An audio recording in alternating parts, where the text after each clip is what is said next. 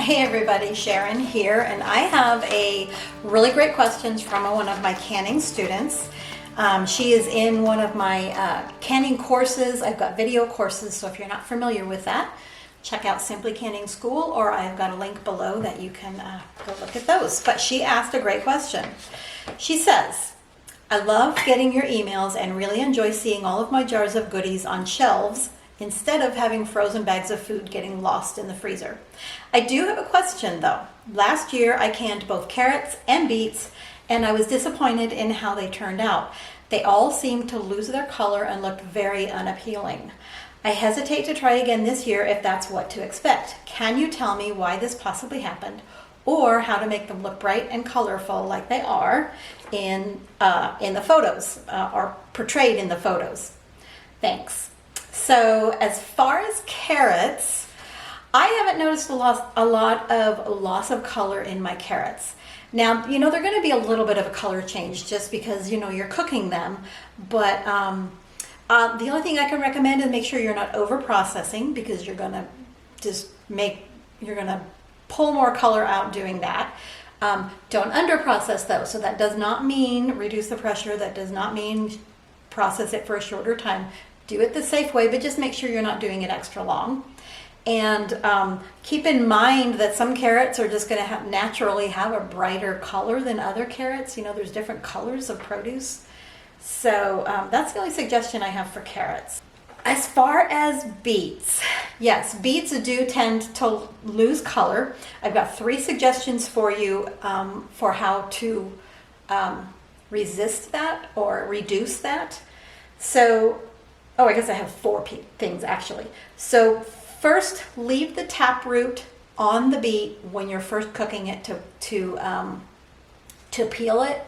You're going to boil your beets, which softens them up, and then the skins will just pull right off. So leave the taproot on for that step, and leave at least 3 inches of stem for that step.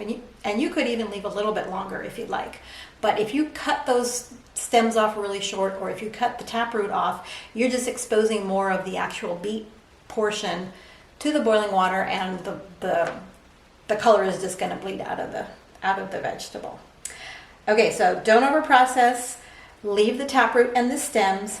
Don't speed up the cool down process. So after you have processed your beets in the pressure canner, don't try to speed up that cooling. Don't put a fan on the pressure canner, or there's different things that I've heard of people do to try to cool it down faster. You're liable to end up having liquid loss. I'll put a link. I've got more about liquid loss down below too.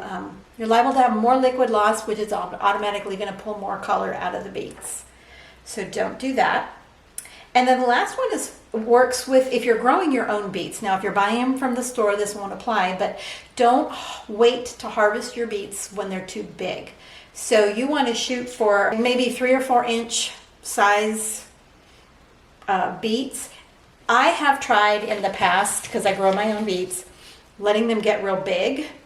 Like sometimes I've let them get way too big, but I find that the bigger ones do tend to lose more color than the smaller ones. I don't know why that is, but it's true because I've experienced it myself, and I tested it twice.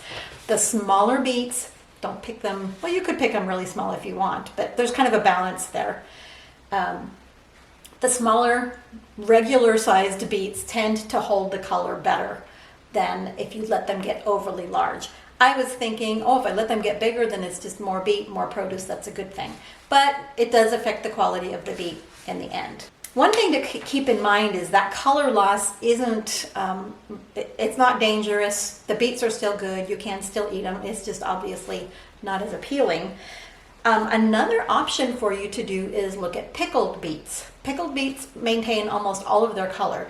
I'm assuming the difference between the pressure canning, which is what plain beets need, and the water bath canning, which is what pickled beets need. So water bath is just a little bit less, it's easier on the fruit or on the vegetables, I guess. The last thing I wanted to talk about is internet pictures. Keep in mind that a lot of internet pictures, they're all edited, they're all, enhanced. So I do edit my pictures. I'm not going to lie and say I don't, but I don't tend to enhance the colors. What I do is I'll crisp them up. I don't have a super expensive professional camera. I have a nice camera, but it's not, you know, the real high dollar ones. And so sometimes I'll just use a little sharpening tool. But a lot of people, they will like enhance the colors, and it's almost like totally not even what the produce actually looks like. So on Simply Canning, you'll notice my pictures are very real.